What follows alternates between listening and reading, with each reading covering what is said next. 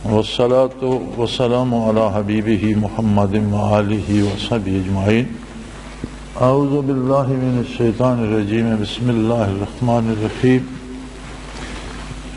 خلق الموت والحياة ليبلوكم أيكم أحسن عملا.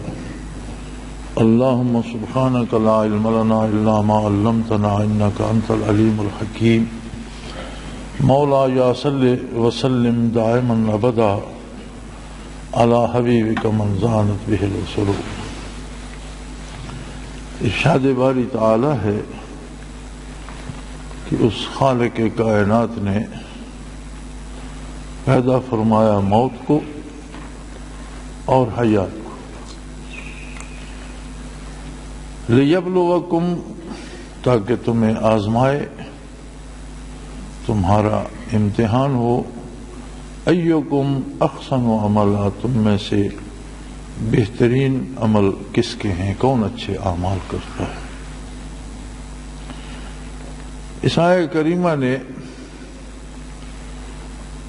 انسانی زندگی کا پورا مقصد اور مفہوم بیان فرما دیا. قرآن کریم کی ترتیب بیان میں موت کو پہلے رکھا گیا،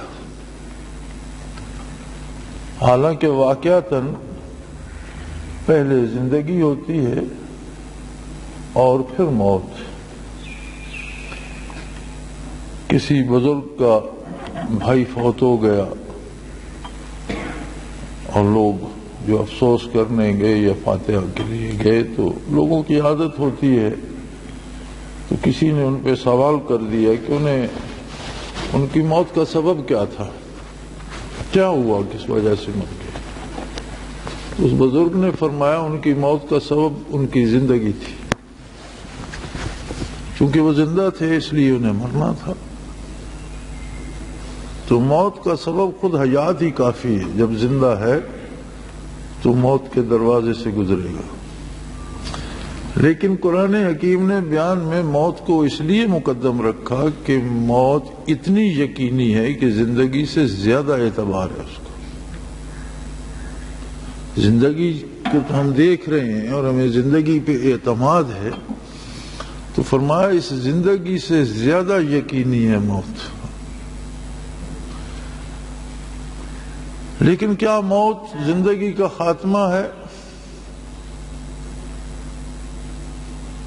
موت کو سمجھا ہے غافل اختتام زندگی، ہے یہ شام زندگی، صبح دوام زندگی. موت زندگی کا خاتمہ نہیں ہے، موت زندگی کی صورت بدل دیتی ہے، حیات کا عالم بدل دیتی ہے.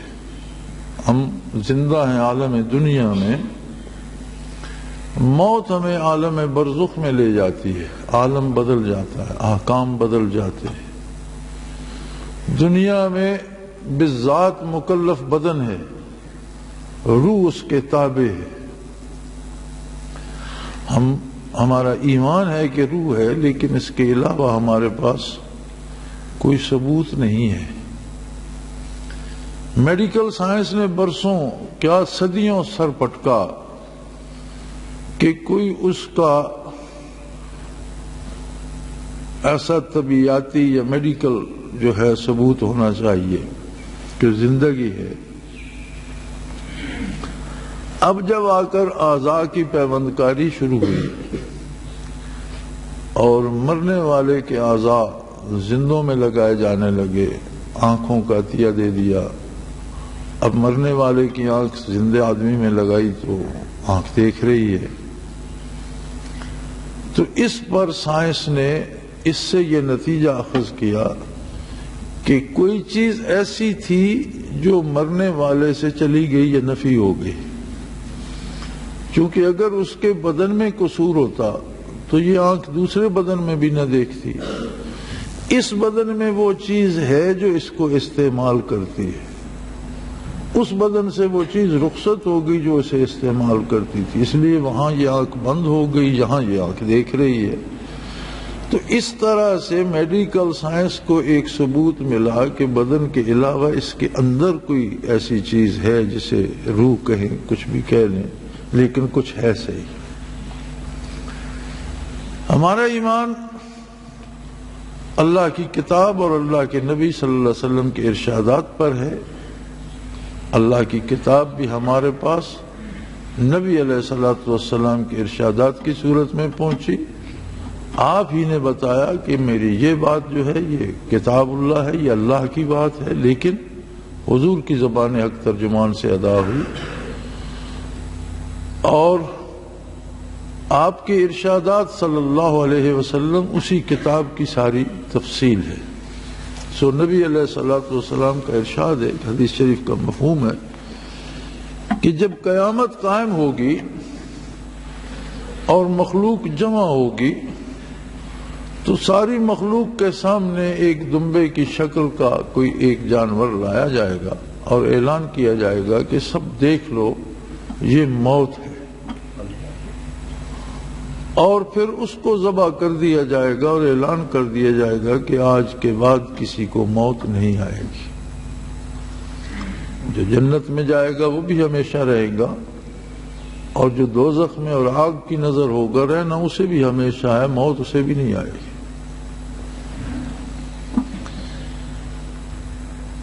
ہمیں زندگی قریب نظر آتی ہے اور ہم زندگی کے زیادہ قائل ہیں، اور ہم اس کی سہولتوں کے لیے اپنی ساری توانائیاں صرف کر دیتے ہیں۔ اللہ کریم نے اس سے منع نہیں فرمایا، بلکہ فرمایا خلق لکم ما فی الارض جمیعا، جو کچھ روئے زمین پر ہے تمہاری خاطر پیدا کیا گیا، تم اسے استعمال کر سکتے ہو، لیکن استعمال کے اور حاصل کرنے کے طریقے اور سلیقے مقرر فرما دیے۔ اچھا مکان بناؤ اسلام منع نہیں کرتا، اچھی گاڑی رکھو منع نہیں کرتا، اچھا لباس پہنو منع نہیں کرتا، اچھا کھاؤ اچھا پیو منع نہیں کرتا، لیکن اچھا کھانے پہننے کے لیے وسائل متعین ہیں۔ دوسرے کا حق چھین کر مت کھاؤ، اپنی محنت سے کماؤ اور کھاؤ، جائز طریقے سے رزق حاصل کرو، جائز وسائل سے رزق مہیا کرو اور کھاؤ۔ پھر اسلام کا تصور حیات اور صلاحیت عمل اپنا ایک خاص رخ رکھتی ہے۔ آج کے افراتفری کے دور میں تو شاید اسے سمجھنا بھی مشکل ہے۔ اسلام نے جو رخ دیا ہے حیات کا وہ یہ ہے، کنتم خیر امہ، تم تمام امتوں سے بہترین امت ہو۔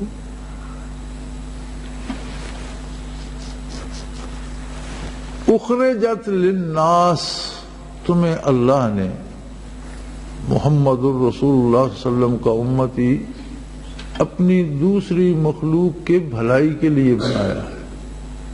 تم وہ لوگ ہو جو اپنی زندگی کی اپنی سہولتیں قربان کر کے دوسروں کو سہولت پہنچانے کی فکر کرتے ہیں۔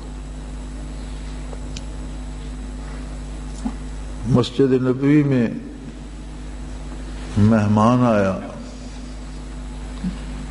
کاشان نبوی پہ جس دن کھانے کو نہیں ہوتا تھا تو آپ اعلان فرما دیتے تھے کہ مسجد میں مہمان ہیں،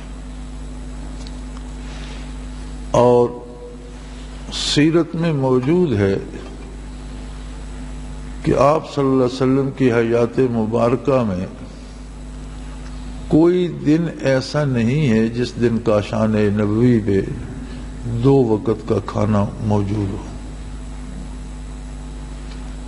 بلکہ حضرت عائشہ صدیقہ رضی اللہ تعالی عنہا فرماتی ہیں کہ چاند طلوع ہوتا اور گھر میں کھانے کو کچھ نہیں ہوتا تھا، پھر وہ چاند ختم ہو جاتا، مہینہ مکمل ہو جاتا، دوسرا چاند طلوع ہو جاتا اور کاشان نبوی پہ غذا کا دانہ نہیں ہوتا تھا۔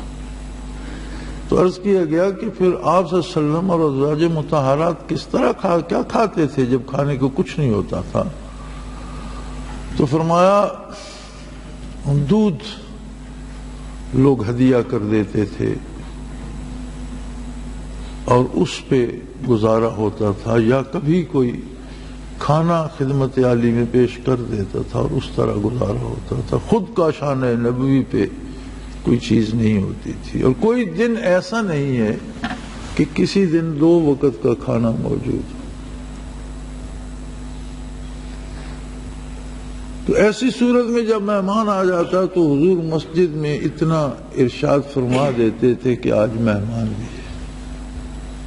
اب لوگوں کو شوق ہوتا تھا، صحابہ کرام چاہتے تھے کہ یہ سعادت میرے حصے میں آئے، بڑھ چڑھ کر حصہ لیتے تھے. تو ایک صحابی نے عرض کی یا رسول اللہ آج اللہ کا مہمان میرے ساتھ جائے گا، میرے گھر جائے گا. اب ان کا اپنا عالم یہ تھا کہ 2 میاں بیوی تھے اور 1 بندے کا کھانا تھا. گھر میں اتنا آٹا تھا کہ 2 چپاتیاں بنے جس سے 1 بندے کا پیٹ بھر سکے، اور 2 میاں بیوی تھے، دونوں نے کھانا تھا، ساتھ مہمان کو بھی لے گئے. اب بیوی سے مشورہ کیا کہ مہمان بھی ہے تو کیا کیا جائے؟ انہوں نے کہا بھئی دیا بجھا دیتے ہیں، مہمان سے کہیے کہ پردے کی وجہ سے ہم نے روشنی گل کر دی، کھانا سب اکٹھا کھائیں گے، میری بیوی بھی، میں بھی، آپ بھی. تو ہم دونوں صرف روٹی کو ہاتھ لگا کر منہ چباتے رہیں گے، مہمان کھا لے گا. اسے کیا پتا ہے کہ روٹیاں کتنی ہیں اور یہ کھا رہے ہیں یا نہیں. تو انہوں نے دیا بجھا دیا اور مہمان سے کہا کہ اندر ہی بیٹھ کے مل کے سارے کھاتے ہیں. وہ دونوں صرف اس کو ہاتھ لگا کر اس طرح کرتے رہے کہ کھانا کھا رہے ہیں. مہمان نے کھانا کھا لیا تو ارشاد فرمایا گیا، قرآن کریم میں موجود ہے کہ یُؤْثِرُونَ عَلَىٰ أَنفُسِهِمْ وَلَوْ كَانَ بِهِمْ خِصَاصَةٌ، خود ضرورت مند ہوتے ہوئے اپنی ضرورت چھوڑ دیتے ہیں اور دوسرے کی ضرورتیں پوری کرتے ہیں. اسلام کا تصور حیات یہ ہے کہ مسلمان اپنے ارد گرد، اپنے معاشرے، اپنے ساتھ رہنے والے لوگوں اور جہاں تک اس کا تعلق اور واسطہ، ان سب کی فکر کرے کہ کوئی کیسے جی رہا ہے، کس کو کیا تکلیف ہے اور میں اس کے کس کام آ سکتا ہوں. اپنی زندگی کی بقا بھی ضروری ہے، ضرور کھائے، اچھا کھائے، لیکن صرف اپنی فکر نہ کرے، اپنے ساتھ دوسروں کی فکر بھی کرے. آج ہم جس مصیبت میں گرفتار ہیں، خواہ وہ مصیبت دہشت گردی کی صورت میں ہو، خواہ وہ چوری اور ڈاکے کی صورت میں ہو، خواہ وہ قید سالی کی صورت ہو، خواہ مہنگائی کی صورت ہو، خواہ نا انصافی کی صورت، یہ ساری وہ مصیبتیں ہیں جو ہم پر مسلط ہیں اور جنہیں ہم بری طرح محسوس بھی کر رہے ہیں، جن کا ہمیں شکوہ بھی ہے. لیکن سوچنا اور دیکھنا یہ ہے کہ ہر مرض کا کوئی سبب ہوتا ہے. سر میں درد ہے تو اس کے مختلف اسباب ہو سکتے ہیں. کسی کو بخار ہو گیا تو اس کے کئی سبب ہو سکتے ہیں، اور جو معالج ہوتا ہے وہ سبب تلاش کرتا ہے بیماری کا اور اس سبب کو روکنے کی کوشش کرتا ہے، تب بیماری رکتی ہے، صحیح ہوتی ہے، صحت درست ہوتی ہے. ہم نے کبھی یہ سوچنے کا تکلف کیا کہ یہ اتنی ساری مصیبتیں صرف ہم پر کیوں؟ دنیا میں لوگ نفع نفسی جیتے ہیں. آپ مغرب میں دیکھ لیں، کوئی نہیں پوچھتا والدین کو بھی، کوئی نہیں پوچھتا اولاد کو.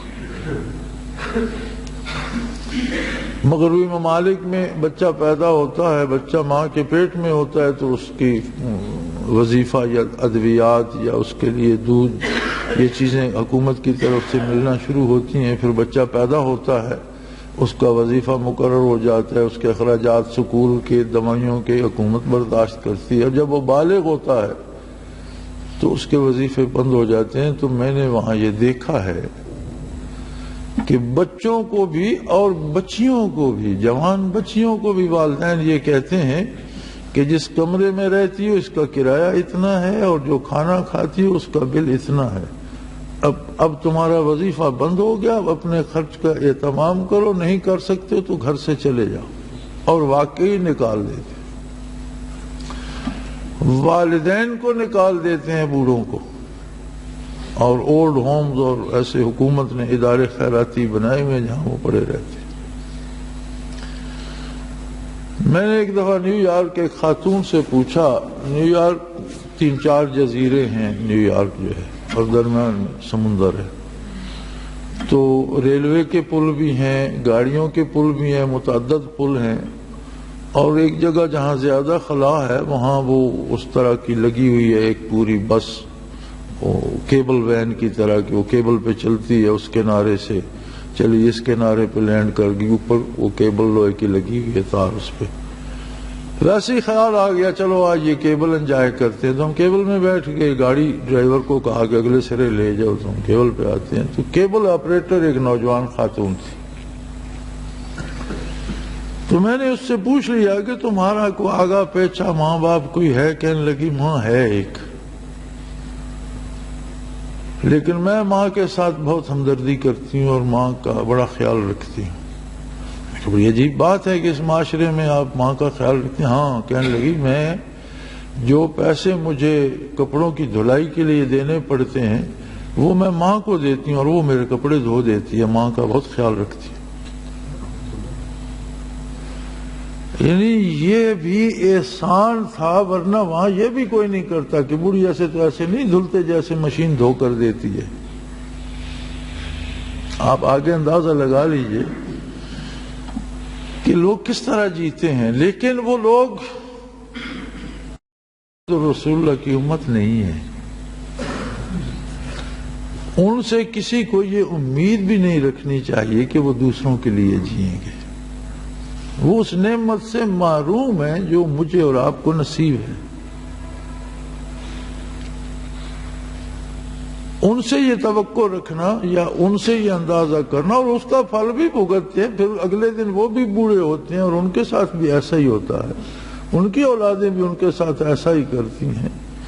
میں نے وہاں 80 سالہ بزرگوں کو دیکھا، میرے پاس ان کی تصویریں موجود ہیں، میں نے کیمرے سے تصویریں بنا لی جو ابھی تک میرے ریکارڈ میں موجود ہیں، کہ 80 85 90 سال کا ایک بزرگ ہے، آدھے کپڑے ہیں آدھے نہیں ہیں، کچرے کے ڈبوں میں سے جو بڑے بڑے رکھے ہوتے ہیں اس میں کچرا پھینکتے رہتے ہیں، پھر وہ گاڑی آتی ہے میونسپلٹی کی اور وہ اسے الٹ کر لے جاتی ہے، تو ان کچرے کے ڈبوں میں سے روٹی کے بچے ہوئے ٹکڑے، ڈبل روٹیوں کے یا کوئی کھانے کی چیز، اور شراب کے ٹن، ایک ڈبہ ہاتھ میں اور وہ ٹن ڈھونڈ رہا ہے، کسی سے 2 قطرے نکلے کسی سے 3 نکلے، ایک میں جمع، جہاں ایک گھونٹ بنتا ہے بابا سڑک پہ کھڑا ہو کے پی لیتا ہے پھر چل پڑتا ہے۔ تو یہ حال اسی بوڑھے کا نہیں ہے، جو اس کی اولادیں جب وہ بوڑھی ہوگی تو وہی سڑکیں ہوں گی، وہی کچرے کے ڈبے ہوں گے اور وہی وہ روٹیاں تلاش کر رہے ہوں گے۔ ہماری توقعات اور ہوتی ہیں، ہم جب بات کرتے ہیں تو ہماری توقعات یہ ہوتی ہیں کہ اللہ ہم پر اس طرح کرم فرمائے جس طرح صحابہ کرام پہ فرمایا کرتا تھا، ہمیں ہر میدان میں اس طرح فتح دے جس طرح اس نے صحابہ کرام رضوان اللہ علیہ مجمعین کو دی، ہماری مشکلات اس طرح سے حل ہوں جس طرح ان کی حل ہوتی تھی، لیکن ہم یہ نہیں سوچتے کہ وہ کیا تھے اور ہم ہیں کیا۔ نبی کریم صلی اللہ علیہ وآلہ وسلم کے پاس مدینہ منورہ ایک بادشاہ نے اپنے ماہر طبیبوں کی ایک ٹیم روانہ کی کہ وہاں رہ کر مدینہ منورہ کے لوگوں کی خدمت کرے گی، اور وہ 1.5-2 برس رہے، ایک بندہ بیمار نہیں ہوا جسے طبیب کی ضرورت پڑے۔ تو انہوں نے بارگاہ نبی میں عرض کی کہ یا رسول اللہ ہم تو یہاں اپنے کام سے آئے تھے اور ہمیں تو اب طب بھولتی جا رہی ہے۔ تو آپ صلی اللہ علیہ وسلم نے متبسم ہو کر فرمایا کہ یہ لوگ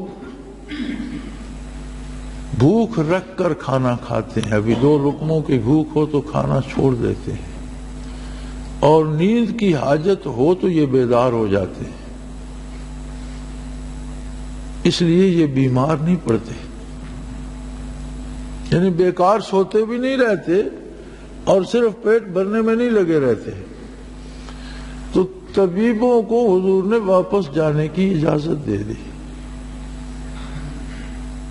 آپ صلی اللہ علیہ وسلم نے یہ 2 چیزیں تو بیان فرمائیں، اور یہ بات بیان کرنے کی ضرورت ہی نہیں تھی کہ یہ رزق حلال کھاتے، کیونکہ حرام کا تصور ہی نہیں تھا کہ مسلمان بھی حرام کھا سکتا ہے، یہ سوچتے ہی کوئی نہیں تھا، یہ تو سوچا ہی نہیں جا سکتا۔ اب جب کہ ہم اپنے ملک میں، اپنے شہروں میں اپنے بھائیوں کو ان کے گلے کاٹ کر اپنا پیٹ بھرنے کی کوشش کرتے، ہم تو اتنے گر گئے ہیں کہ میری معلومات کے مطابق 200 روپے تک بھی لوگوں نے بم بلاسٹ کیے ہیں، کہ کسی نے 200 روپے دیے اور بم پکڑا، یہ بیگ بس میں رکھا اور وہ بس میں رکھ گیا، 200 روپے کی، خواہ اس میں کتنی قیمتی جانیں تھیں، خواہ اس میں کتنے معصوم بچے تھے، خواہ وہ کسی سکول کی بس تھی۔ ہم تو اتنے گئے گزرے لوگ ہو گئے ہیں کہ مساجد جو اللہ کا گھر ہے، ما کان لہم من یدخلوها الا خائفین، زیب نہیں دیتا انہیں کہ وہ مسجد میں داخل ہوں اور عظمت الہی سے لرزاں و ترسانا ہوں۔ اللہ کا دربار ہے، اللہ کا گھر ہے، اللہ کی عبادت کے لیے جا رہے ہیں، تو عظمت الہی سے لرزاں و ترساں ہوں۔ وہ بات گئی، اب باہر گن مین نہ کھڑا ہو تو آ کر گولی چلا جاتے ہیں اور نماز پڑھتے ہوئے لوگوں کو مار، نہ مرنے والے کو پتا ہے مجھے مارنے والا کون ہے اور اس کی وجہ کیا ہے، نہ مارنے والوں کو پتا ہے کہ کون مر گیا، نہ اسے وہ جانتا ہے، نہ پتا ہے، نہ خبر ہے۔ کون سا اسلام ہے جس کے مدعی ہم ہیں کہ ہم مسلمان ہیں؟ یعنی وہ قوم جو حیات آفرین تھی، جس نے دوسروں کو زندگی دینا تھی، جو دوسروں کی آسائش کا سبب تھی، اخرجت للناس، یہاں اللہ کریم نے یہ نہیں فرمایا کہ تم مسلمان، اخرجت للمسلمین، کہ تم مسلمانوں کی بہتری کے لیے پیدا ہوئی، نہیں، اولاد آدم کو تم سے بہتری کی امید ہونی چاہیے، کوئی مومن ہے یا کافر ہے، کوئی مشرک ہے، بے دین ہے، بدکار ہے، لیکن تمہاری طرف سے اسے ضرر پہنچنے کا اندیشہ نہیں ہونا چاہیے، بلکہ اسے امید ہونی چاہیے کہ تم تک پہنچا تو تم اس کی کسی مصیبت کا مداوا بن سکو گے۔ اس نے اپنے اعمال کا حساب تو اللہ کو دینا ہے، ہم کسی کا حساب لینے کے مجاز نہیں ہے کہ ہم یہاں دربار لگا کر بیٹھ جائیں کہ یہ نیک ہے اسے کھانا دے دو، یہ بدکار ہے اسے مت دو، نہیں، ایسا نہیں ہے۔ یہ کام اس کا ہے جس کی مخلوق ہے اور اس نے حساب لینا ہے۔ ہمارے ذمہ تو یہ ہے کہ ہم محمد الرسول اللہ صلی اللہ علیہ وسلم کے امتی ہیں اور حضور رحمت مجسم ہیں، آپ کی ذات علی مظہر رحمت الہی ہے۔ حضور کی 10 سالہ حیات مدنی میں صلی اللہ علیہ وآلہ وسلم 84 یا 86 کے قریب غزوات و سرایا یعنی ملکی جنگیں ہیں۔ 10 سالوں میں 86 کے قریب ملکی جنگیں ہیں جو براہ راست مشرکین اور کفار کے ساتھ ہوئی، جن میں 26 یا 27 یا 28 جنگیں ایسی ہیں جنہیں غزوات کہا جاتا ہے، جن میں نبی کریم صلی اللہ علیہ وسلم نے خود کمان فرمائی، اب باقی جو ہیں وہ ایسی ہیں جن میں آپ صلی اللہ علیہ وسلم نے اپنے کسی خادم کو امیر بنا کر بھیجا۔ انہیں سریہ کہا جاتا. لیکن وہ جنگ حضور کی زیر نگرانی ہوئی اور ریاست کے امیر محمد الرسول اللہ صلی اللہ علیہ وسلم تھے. 86 جنگوں میں کتنے کافر قتل ہوئے؟ کو اندازہ کر سکتے ہیں 86 جنگوں میں کتنے بندے مرنے چاہیے؟ کافروں کے مقتولین کی تعداد 1018 ہے غالباً. 86 جنگوں میں 1018 کافر مارے گئے. کیونکہ بندے مارنا مطلوب نہیں تھا، انہیں ظلم سے روکنا مطلوب تھا.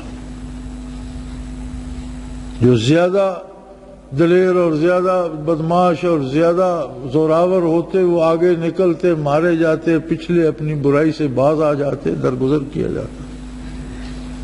86 جنگوں میں کافروں کے مقتولین کی تعداد 1018 ہے. اور یہ 1018 تو آپ ایک ایک مسجد میں مار دیتے. آج ہمارا مسلمانوں کا یہ عالم ہے کہ اتنے لوگ تو ہم ایک شہر میں یا ایک مسجد میں یا ایک محلے میں مار دیتے. تو بھی تفاوت راز کجاست و کجا.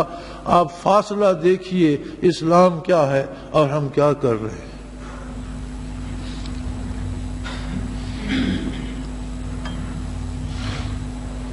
قرآن کریم میں ارشاد ہے ان الموت الذی تفرون منہ.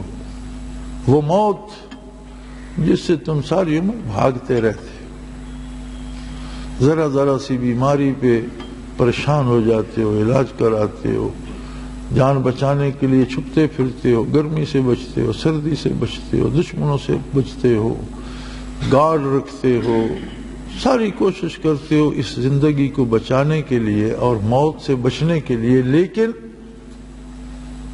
وہ موت جس سے تم بھاگتے ہو فَإِنَّهُ مُلَاقِيكُمْ، اس نے تم سے ملنا ہے، تمہیں جپھی ڈالنی ہے. گھبراؤ نہیں، وہ تم سے الگ نہیں رہی.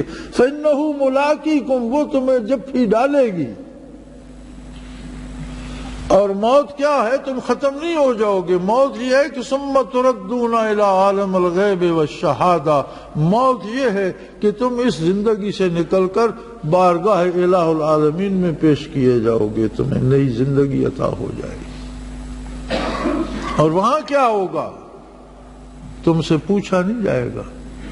یُنَبِّئُکُم بِمَا کُنتُم تَعْمَلُونَ، تمہیں بتایا جائے گا کہ تم کیا رنگ لاتے رہے اور تم کیا کرتے رہے. وہ علیم و خبیر ہے، وہ تمہیں بتائے گا کہ تم نے کیا کیا دنیا میں. ایک حدیث شریف میں ارشاد ہے کہ ایک بندہ پیش ہوگا، کچھ لوگ پیش ہوں گے حساب کتاب کے لیے، تو انہیں اپنی عبادات پہ، اپنے نوافل پہ، اپنی تسبیحات پہ، اپنے اذکار پہ بڑا ناز ہوگا کہ میں نے زندگی بھر بڑی نفلیں پڑھی، بڑی عبادت کی، بڑی محنت کی. لیکن اللہ کریم فرمائیں گے کہ بھئی میرے ساتھ تو تم نے کوئی اچھا برتاؤ نہیں کیا. تمہاری عبادت کو میں کیا کروں؟ اگر سجدے کرتے رہے تو مجھے کیا ضرورت ہے؟ میں بیمار پڑا، تم نے بیمار پرسی نہیں کی، تم نے مجھے دوائی نہیں دی، تم نے یہ نہیں پوچھا کہ تمہیں کیا چاہیے. میں بھوکا رہا، تم نے کھانے کا پوچھا تو نہیں. بارے الہا، تو بھوک سے بے نیاز، بیماری سے بالا تر، تو مخلوق کے اوصاف ہے، تو خالق ہے. فرمایا تو تمہارے پڑوس میں میری مخلوق بیمار نہیں پڑتی تھی. اس کی خبرگیری کرتے تو میرے لیے کرنی تھی نا، کہ میری مخلوق تھی. تمہارے سامنے لوگ بھوک سے تڑپتے نہیں تھے. اگر ان کو کھانا دیتے تو تم نے تو میری خدمت عالی میں وہ کھانا پیش کرنا تھا نا، کہ اللہ کی رضا کے لیے دے رہے ہیں. تو صرف سجدوں پہ سجدے کیے گئے تو ان کی تو مجھے ضرورت نہیں تھی. سجدہ تو ہوتا ہے اپنی اصلاح کے لیے. تو ایک کپڑے کو ساری عمر دھوتے رہو، اسے استعمال نہ کرو تو اس دھونے کا کیا فائدہ؟ روز صبح اٹھ کر دھونا شروع کر دو، سارا دن ساری رات صابن لگاتے رہو اور اسے کبھی پہنو نہیں تو اس دھونے کا کیا فائدہ؟ یہ سجدے، یہ نفلیں، یہ اذکار، یہ تلاوت، یہ عبادت اپنے آپ کو صابن لگا کر اپنے دل کو، اپنی روح کو، اپنے ضمیر کو صاف کرنے کی بات ہے، لیکن کہیں اسے استعمال بھی تو کیا جائے، صرف صاف ہی کرتے رہے۔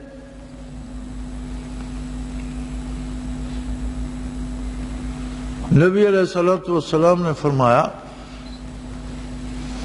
بخاری شریف میں موجود ہے کہ بنی اسرائیل کی ایک عابد و زاہد خاتون کو میں نے دوزخ میں دیکھا اور ایک بدکارہ کو، مومن تو تھی لیکن نیک نہیں تھی، اسے میں نے جنت میں دیکھا۔ صحابہ کرام نے عرض کی، یا رسول اللہ صلی اللہ علیہ وسلم، عجیب بات ہے کہ عابد و زاہد خاتون تھی وہ دوزخ میں، اور جو بدکارہ تھی اور نیک نہیں تھی وہ جنت میں۔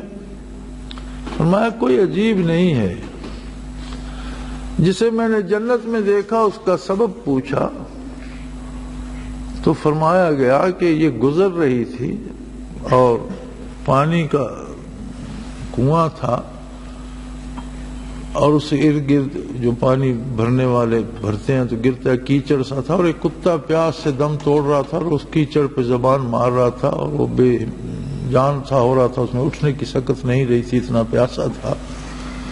تو یہ چونکہ بڑی بن ٹھن کے رہتی تھی، بڑا قیمتی جوتا تھا، بڑا قیمتی لباس تھا، تو اس سے رہا نہ گیا، اس نے اپنا قیمتی دوپٹہ پھاڑ کر رسی بنائی، قیمتی جوتے کو باندھ کر کنویں میں لٹکایا اور تھوڑا تھوڑا پانی نکال کر اس کتے کے منہ میں ڈالتی رہی، اس کی زندگی بچا لی۔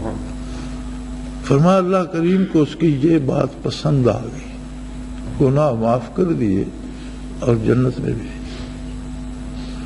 اور جو عابدہ اور زاہدہ جہنم میں تھی، فرمایا اس نے ایک بلی پال رکھی تھی، کسی کام سے گئی اور اسے اندر بند کر گئی اور اسے کئی دن لگ گئے، یہ واپس آئی تو بھوک پیاس سے مر چکی تھی، اس کے قتل کے جرم میں یہ جہنم میں بیٹھی کہ یا تو اسے چھوڑ دیتی، اللہ کی مخلوق تھی، اپنا رزق تلاش کرتی، یا اس کی روزی کا انتظام کرتی۔ بلی مارنے پر ساری عبادت کے باوجود دوزخ میں بیٹھی ہے، اور ایک کتے کو زندگی دینے پر وہ جو نیک نہیں تھی اللہ نے اسے بخش دی۔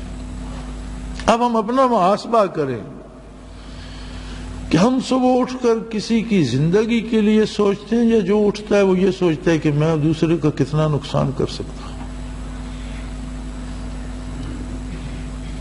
مجھے حیرت ہوتی ہے اس بات پر کہ آدمی میں ایک لالچ تو ہوتا ہے کہ وہ اپنے لیے بہت سی چیزیں لینا چاہتا ہے، مومن کے لیے یہ بھی درست نہیں ہے، صرف اپنا نہ سوچے، دوسروں کا بھی سوچے۔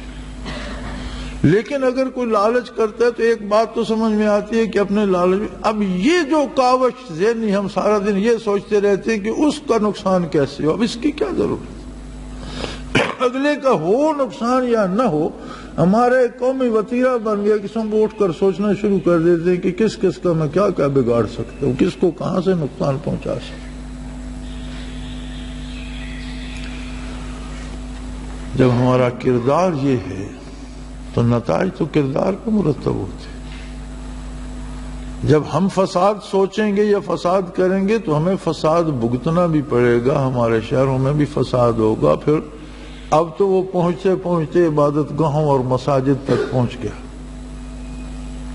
اور ہمیں ابھی تک ہوش نہیں آئی، ابھی تک ہم نے یہ سوچنا گوارا نہیں کیا۔ اب جس سے بات کرو وہ کہتے ہیں جی اتنا 15 کروڑ آبادی ہے، مجھ ایک سے کیا فرق پڑے گا۔